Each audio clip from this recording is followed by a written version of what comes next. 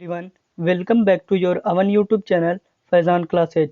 आज हम लोग क्लास 12 ज्योग्राफी का जिसका फर्स्ट बुक है मानव भूगोल के मूल सिद्धांत, तो उस बुक का हम चैप्टर 5 देखने वाले हैं जिसका नाम है प्राथमिक क्रियाएं यानी कि प्राइमरी सेक्टर। तो इस वीडियो में हम इसके सभी टॉपिक्स के बारे में जानेंगे। सबसे पहले हम देखते हैं कि इस चैप्टर में हमें कौन कौन से टॉपिक्स पढ़ने हैं। तो जो मुख्य बिंदु यानी कि टॉपिक्स वो है आर्थिक क्रियाएं क्या है, आर्थिक क्रियाओं के प्रकार, प्राथमिक आर्थिक क्रिया क्या है यानी प्राथमिक क्रियाकलाप क्या है, आखेट एवं भोजन संग्रहण, पशुपालन, पशुपालन के भी दो प्रकार हैं, चलवासी और वाणिज्य, खनन को प्रभावित करने वाले कारक और खनन की विधियाँ। उसके बाद फिर है कृषि में भी कई प्रकार के कृषि है, जैसे निर्वाह कृषि भी दो प्रकार का है, आदिकालीन निर्वाह कृषि, गहन निर्वाह कृषि और गहन निर्वाह कृषि दो प्रकार का है, चावल प्रधान गहन निर्वाह कृषि और चावल रहित गहन निर्वाह कृषि। उसके बाद दूसरा है टोपन कृषि, वाणिज्य या अनाज कृषि, मिश्रित कृषि, डेयरी कृषि, भूमध्य सागरीय कृषि, उद्यान कृषि, सहकारी कृषि और सामूहिक कृषि। तो इन सभी टॉपिक्स को हम इसी वीडियो में देख लेंगे, यानी कि सारे के सारे ऑल टॉपिक्स को हम इस वीडियो में देखेंगे। पूरा का पूरा चैप्टर इस वीडियो में कवर हो जाएगा। वीडियो थोड़ा लंबा होगा लेकिन आप टेंशन न लें, आपको सभी टॉपिक्स सही से समझ में आएगा। तो हमारा पांचवा चैप्टर है प्राथमिक क्रियाएं। सबसे पहले हम देखते हैं कि आर्थिक क्रियाएं क्या होती है। तो वह सभी कार्य जिससे मनुष्य को आय प्राप्त होती है आर्थिक क्रियाएं कहलाती है। आर्थिक क्रिया मुख्य रूप से चार होती हैं। तो मुख्य रूप से आर्थिक क्रियाओं को चार भागों में बांटा गया है, या फिर पांच भी हो सकती है, पंचम क्रियाकलाप भी। सबसे पहले देखते हैं कि प्राथमिक क्रिया क्या होती है। तो यह वह क्रियाएं होती है जिनमें प्रकृति से यानी कि नेचर से प्राप्त संसाधनों का प्रयोग किया जाता है। उदाहरण के लिए कृषि, पशुपालन, खनन आदि। दूसरा है द्वितीयक क्रिया यानी कि सेकेंडरी सेक्टर। यह वह क्रियाएं होती हैं जिनमें प्रकृति से प्राप्त संसाधनों में परिवर्तन करके उपयोगी वस्तुओं का निर्माण किया जाता है। इसमें मुख्य रूप से उत्पादन संबंधी क्रियाएं आती हैं। उदाहरण के लिए उद्योग धंधे। तो उद्योग धंधे मुख्य रूप से सेकेंडरी सेक्टर में यानी कि द्वितीयक क्रियाएं में आते हैं। उसके बाद फिर है तृतीयक क्रियाएं, तो यानी कि टर्टियरी सेक्टर। तो सेवा क्षेत्र से संबंधित सभी क्रियाओं को तृतीयक क्रियाकलाप कहा जाता है। उदाहरण के लिए अध्यापक, डॉक्टर। फिर चतुर्थ क्रियाकलाप सभी अनुसंधान का अर्थ होता है खोज संबंधी क्रियाओं को चतुर्थ क्रियाकलाप में शामिल किया जाता है। इसके अलावा एक पंचम क्रियाकलाप भी होता है। तो मुख्य रूप से 5 क्रियाकलाप होते हैं, लेकिन ज़्यादातर अगर देखा जाए तो 4 ही क्रियाकलाप के बारे में बताया जाता है। सबसे पहले आया तो हमारे चैप्टर का नाम क्या है, प्राथमिक क्रियाएं। तो इसे ही हमें डिटेल से देखना है कि प्राथमिक क्रियाएं और इसके अंतर्गत कौन कौन सी क्रियाएं आती हैं और इसकी परिभाषा क्या है। तो वह क्रियाएं होती हैं जिनमें प्रत्यक्ष रूप से यानी डायरेक्ट रूप से प्रकृति से प्राप्त संसाधनों का प्रयोग किया जाता है, यानी कि प्रत्यक्ष नेचर से प्राप्त संसाधनों का प्रयोग किया जाता है। प्राथमिक क्रियाओं में निम्नलिखित क्रियाएं शामिल होती हैं जो कि नेचर से संबंधित होती हैं। तो नेचर यानी प्रकृति से जो संबंधित क्रियाएं वही तो प्राथमिक क्रियाएं हैं। तो देखते हैं इसके अंतर्गत क्या क्या आते हैं। तो सबसे पहले आखेट यानी कि शिकार एवं भोजन संग्रहण यानी भोजन को संग्रह करना, जमा करना। फिर है पशुपालन जो कि दो प्रकार के हैं, चलवासी और वाणिज्यिक पशुपालन या पशुचारण। इसे पशुपालन भी बोल सकते हैं, पशुचारण भी। फिर है कृषि। तो कृषि भी कई प्रकार के, निर्वाह कृषि, रोपण कृषि, वाणिज्यिक अनाज कृषि, मिश्रित कृषि आदि। तो प्राथमिक क्रियाकलाप के अंतर्गत सबसे पहले हम खनन को सबसे पहले हम देखते हैं खनन। उसके बाद फिर आखेट एवं भोजन संग्रह। तो यहाँ पास जो है सबसे पहला टॉपिक है आखेट यानी कि शिकार एवं भोजन संग्रहण। तो इसके बारे में समझते हैं। तो आखेट का अर्थ होता है शिकार करना, भोजन संग्रहण का अर्थ होता है अपनी ज़रूरत के लिए भोजन इकट्ठा करना। ये क्रियाएं प्राचीन समय में थी, अभी के समय में ये क्रियाएं ज़्यादा नहीं हैं। भोजन संग्रहण के आधार पर विश्व को दो अलग अलग क्षेत्रों में बांटा गया है, यानी कि भागों में बांटा गया है। उच्च अक्षांश के क्षेत्र जैसे उत्तरी कनाडा, उत्तरी यूरेशिया, दक्षिणी चिली आदि। यूरेशिया जो है एशिया और यूरोप के संयुक्त रूप को यूरेशिया कहते हैं। फिर निम्न अक्षांश के क्षेत्र ऑस्ट्रेलिया, दक्षिण पूर्वी एशिया आदि। फिर वर्तमान में भोजन संग्रहण की स्थिति कैसी है। तो वर्तमान में भोजन संग्रहण का व्यापारीकरण हो गया, यानी कि अब लोग भोजन को जमा करके व्यापारीकरण करते हैं, बेचते हैं। लेकिन पहले के लोग इसे जमा करके खाने के लिए रखते थे। वर्तमान में सभी प्रकार के फूलों, फलों आदि का संग्रहण करके उन्हें दोबारा बेचने के लिए किया जाता है। उनका संग्रहण उन्हें दोबारा बेचने के लिए किया जाता है। फिर दूसरा टॉपिक है पशुचारण या पशुपालन। तो पशुचारण या पशुपालन का संबंध पशुओं को पालने से है। पशुओं को दो अलग अलग उद्देश्यों के लिए पाला जाता है। पहला जीवन निर्वाह के लिए यानी जीवन जीने के लिए, और दूसरा वाणिज्यिक यानी कि व्यापार उद्देश्य के लिए। सबसे पहले आता है चलवासी पशुचारण। यह एक प्राचीन जीवन निर्वाह का तरीका है। इसमें एक साथ बहुत सारे पशुओं को पाला जाता है। यह सभी पशु प्राकृतिक चारे पर निर्भर रहते हैं। इन पशुओं की कोई विशेष देखभाल नहीं की जाती है। पशुपालक अपने पशुओं को लेकर एक जगह से दूसरी जगह चारे की खोज में घूमता रहता है। इस प्रकार के पशुचारण का मुख्य उद्देश्य जीवन निर्वाह होता है।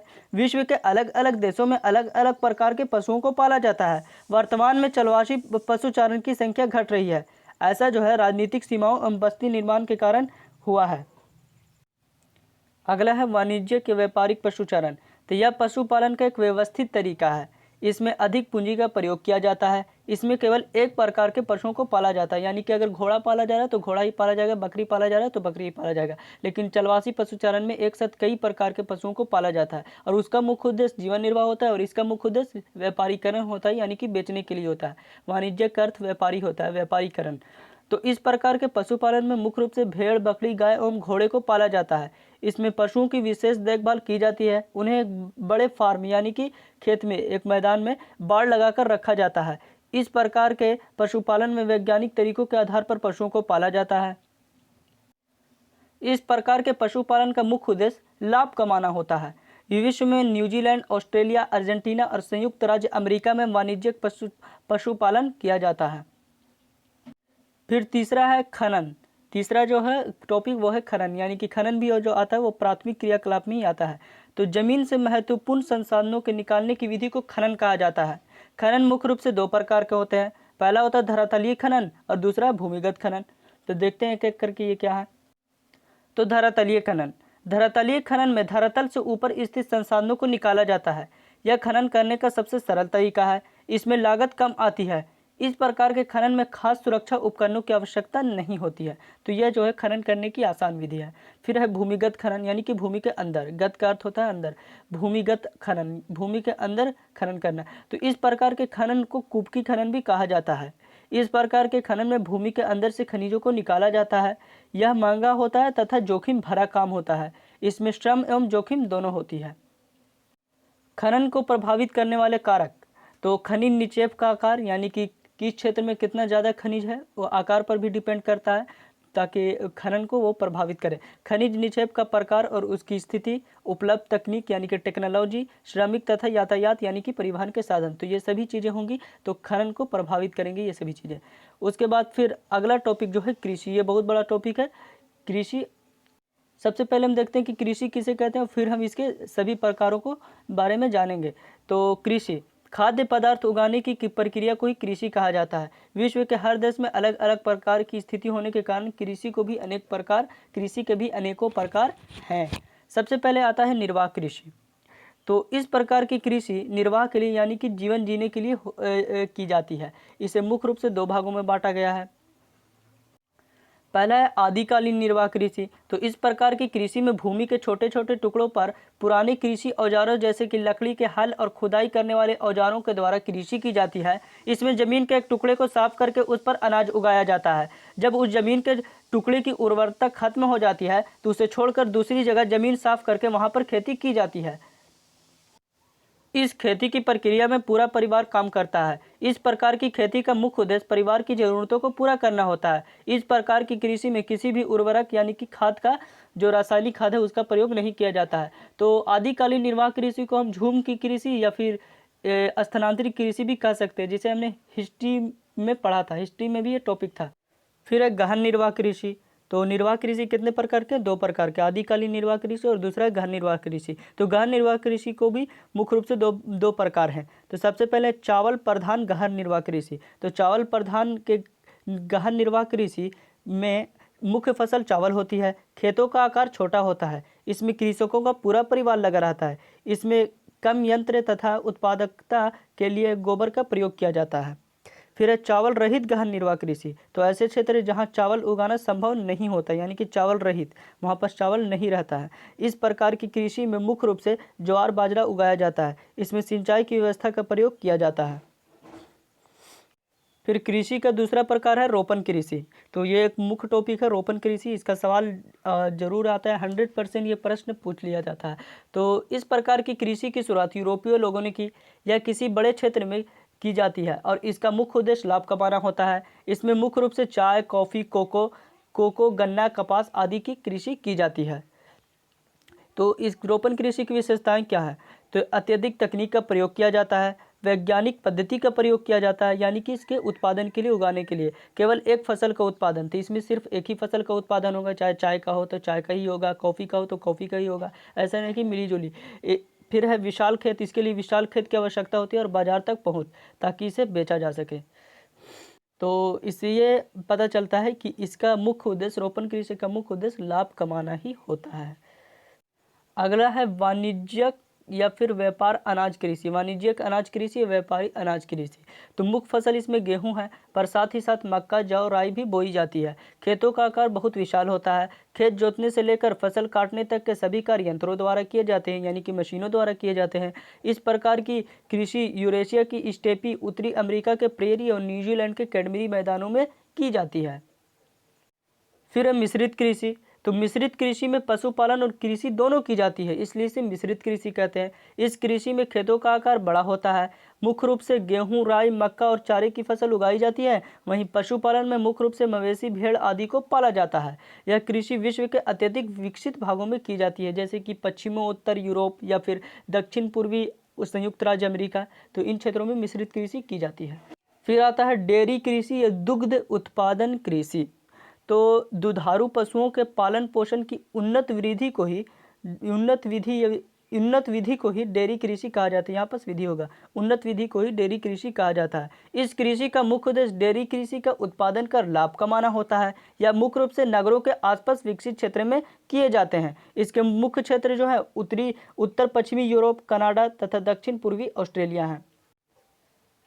अगला है भूमध्य सागरीय कृषि। तो यह एक विशिष्ट प्रकार की कृषि है, यानी कि एक अलग प्रकार की कृषि है, यह अनोखी कृषि है। यह भूमध्य सागर के आसपास क्षेत्रों में की जाती है। तो भूमध्य सागर जो है वो यूरोप और अफ्रीका और एशिया के बीच में एक भूमध्य सागर है, यानी कि वो भूमि से घिरा हुआ सागर है। तो उसी के आसपास भूमध्य सागरीय कृषि की जाती है। तो इसमें मुख्य रूप से अंगूर तथा अनानस, यहाँ पर अनानस भी होगा, अनानस का उत्पादन किया जाता है, यानी जो खट्टे फल होते हैं वो भूमध्य सागरीय कृषि के अंतर्गत आते हैं। फिर है सामूहिक कृषि। तो इस प्रकार की कृषि में संसाधनों पर नियंत्रण जो है वो सरकार का होता है। सभी साथ मिलकर खेती करते हैं, सभी लोग साथ मिलकर खेती करते हैं। इस प्रकार की कृषि की शुरुआत मुख्य रूप से सोवियत संघ में हुई थी। तो इसकी सामूहिक कृषि की शुरुआत कहाँ से हुई थी? तो सोवियत संघ से हुई थी। तो यही प्रश्न पूछता है कि सामूहिक कृषि की शुरुआत कहाँ से हुई? तो सोवियत संघ से।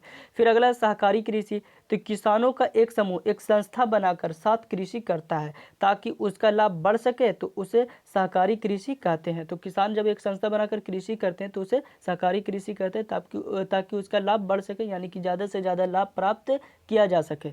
यह सहकारी संस्था किसानों को हर प्रकार से मदद करती है। सहकारी कृषि का मुख्य उद्देश्य सहयोग द्वारा लाभ बढ़ाना होता है। तो विश्व में सहकारी कृषि का सबसे पहला सफल प्रयोग जो है वो डेनमार्क में किया गया था। फिर आता है उद्यान कृषि या फिर बाजार कृषि। इसे हम ट्रक कृषि भी कहते हैं। कैसे? तो उद्यान कृषि में महंगी फसलों का उत्पादन किया जाता है। तो महंगी फसलें क्या होंगी? तो यह ऐसी फसलें होती है जिनकी मांग नगरीय क्षेत्रों में ज़्यादा होती है। उदाहरण के लिए सब्जी, फूल, फल आदि। तो यह सब महंगी फसलें होती हैं। इस प्रकार की कृषि में खेतों का आकार छोटा होता है, अधिक पूंजी की आवश्यकता होती है, अच्छे बीज, सिंचाई, उर्वरक यानी कि खाद एवं कीटनाशकों का प्रयोग किया जाता है। बाजार तक पहुँच सरल बनाने के लिए अच्छी यातायात व्यवस्था होती है। इस कृषि को ट्रक कृषि भी कहा जाता है, क्योंकि इसमें जो फल सब्जी वगैरह होते हैं इसे ट्रक द्वारा लाद करके नगर क्षेत्र में भेजा जाता है। यह मुख्य रूप से यूरोप और यूएसए के कुछ हिस्सों में की जाती है। तो इसे ही हम उद्यान कृषि, बाजार कृषि या फिर ट्रक कृषि कहते हैं। तो यहीं पास ये जो हमारा चैप्टर है वो समाप्त होता है। तो आई एम श्योर कि ये सभी टॉपिक्स आपको समझ में आए होंगे इस चैप्टर के। यदि आपने इसके पहले के चैप्टर का वीडियो नहीं देखा है तो उसके प्लेलिस्ट का लिंक जो है डिस्क्रिप्शन बॉक्स में दिया हुआ है, आप जा करके उससे वहाँ देख सकते हैं। तब तक के लिए मिलते हैं अगली वीडियो में। Thank you.